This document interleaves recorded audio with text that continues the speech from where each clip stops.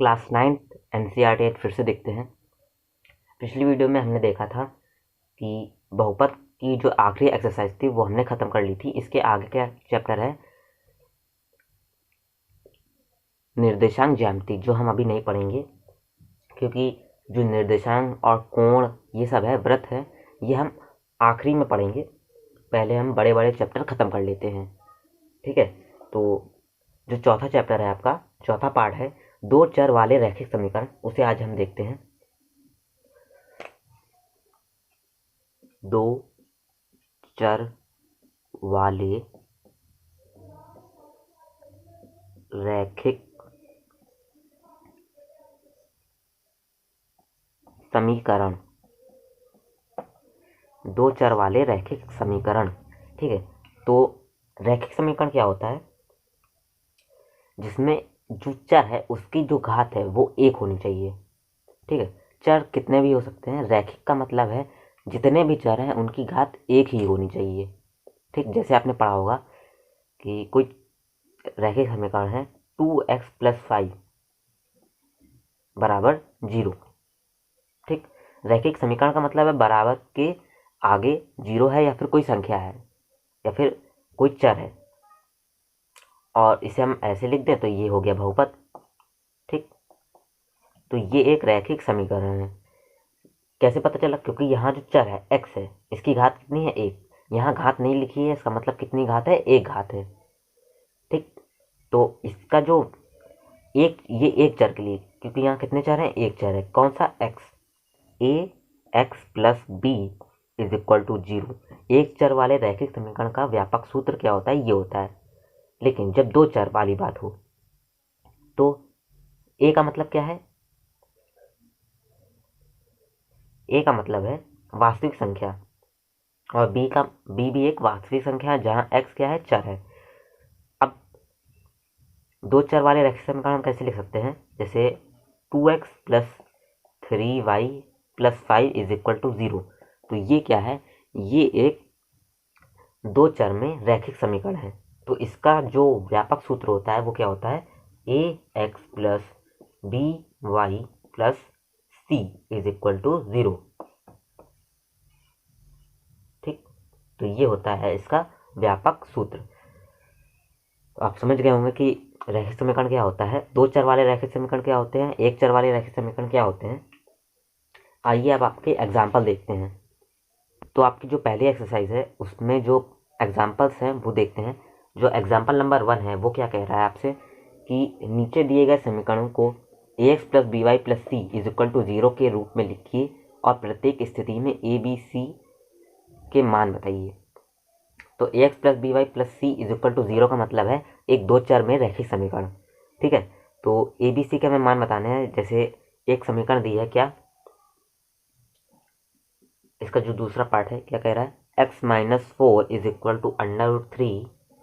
√3y, ठीक। तो ये एक रैखिक समीकरण है। कैसे पता चला, क्योंकि यहाँ पे जो चर है उसकी घात कितनी है, 1 है, ठीक। अब हमें इसे किस रूप में बदलना है, व्यापक रूप में बदलना है।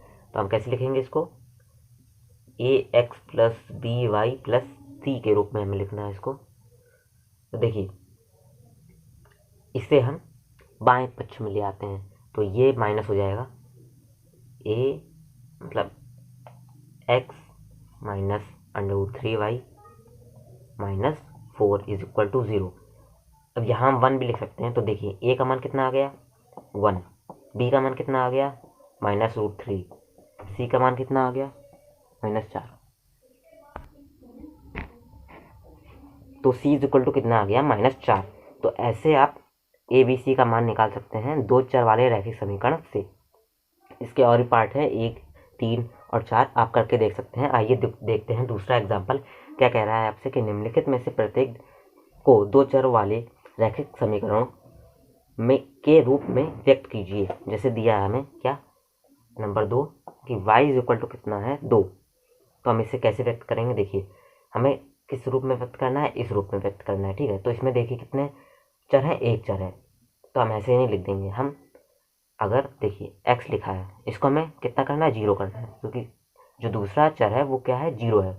तो हम क्या कर सकते हैं, एक्स को हम 0 ऐसे नहीं लिख सकते, तो हम लिख देंगे वास्तविक संख्या क्या है, 0, मतलब ए है, तो वास्तविक संख्या 0 भी हो सकती है। तो हम यहाँ अगर 0 से इंटू करा देंगे तो जो चर है वो 0 हो जाएगा। तो हमें बस यही करना है। तो हम इसको पहले ऐसे लिख लेंगे, 2 को हम इधर ले आएंगे और यहाँ 1 लिख देंगे। ठीक, अब हमें ए एक्स चाहिए, तो ए एक्स को हमने क्या लिख लिया है, 0। कैसे, 0 इंटू एक्स, क्योंकि क्या कि वास्तविक संख्या का मान जो है वो 0 भी हो सकता है। तो हम यहाँ लिख देंगे 0 इंटू एक्स प्लस। ठीक, तो हमने इसको एक 2 चर वाले रैखिक समीकरण के रूप में लिख दिया है। ऐसे ही आप पहला, तीसरा और चौथा पार्ट भी कर सकते हैं। आइए अब देखते हैं प्रश्नावली 4.1। देखिए प्रश्नावली 4.1 का जो पहला सवाल है वो आपसे कह रहा है, एक नोटबुक की कीमत एक कलम की कीमत से 2 गुनी है। इस कथन को निरूपित करने के लिए 2 चर वाला एक रैखिक समीकरण लिखिए। तो एक नोटबुक की कीमत कलम की कीमत से 2 गुनी है। ठीक, तो हम मान लेते हैं कि नोटबुक की कीमत कितनी है, एक्स है। नोटबुक की कीमत कितनी है, एक्स है, और जो कलम है उसकी कीमत कितनी है, वाई है। ठीक, तो हम क्या लिखेंगे कि कलम की कीमत से 2 गुनी है किसकी कीमत, नोटबुक की कीमत। तो नोटबुक की कीमत बराबर कलम की कीमत मतलब वाई की 2 गुनी है। तो ये हो गई हमारी समीकरण। लेकिन हमें इसे व्यवस्थित करना है, तो हम क्या लिखेंगे, x माइनस 2y बराबर 0। तो ये हो गई 2 चर वाली हमारी समीकरण। ठीक, रैखिक समीकरण हो गई। आइए देखते हैं दूसरा सवाल क्या कह रहा है, निम्नलिखित रैखिक समीकरणों को ax plus b y plus c equal to 0 के रूप में व्यक्त कीजिए और प्रत्येक स्थिति में ए बी सी के मान बताइए। देखिए इसका जो दूसरा पार्ट है वो क्या कह रहा है, x minus y upon 5 minus 10 is equal to 0 है। ठीक, तो a x plus b y plus c is equal to 0 से अगर हम इसकी तुलना कर दें तो देखिए ए की जगह पे क्या है, 1 है, और बी की जगह पे क्या है, 1/5 है। लेकिन यहाँ प्लस है, यहाँ माइनस है, तो हम इसको माइनस ले लेंगे, क्योंकि प्लस इंटू माइनस क्या होता है, माइनस होता है। ठीक, तो अगर हम यहाँ माइनस ले लेंगे तो ये यहाँ पे माइनस आ जाएगा, और सी क्या है, -10। तो ये आपके हो गए कुछ सवाल।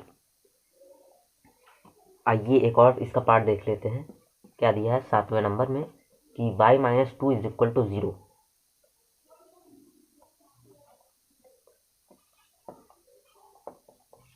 तो आप इसमें सीधे कर सकते हैं कि a का मान क्या है, 0 है, b का मान कितना है, 1 है, और c का मान कितना है, -2 है। ठीक है, तो अब आपको आसानी हो गई होगी। तो ये तो एक छोटी सी एक्सरसाइज थी।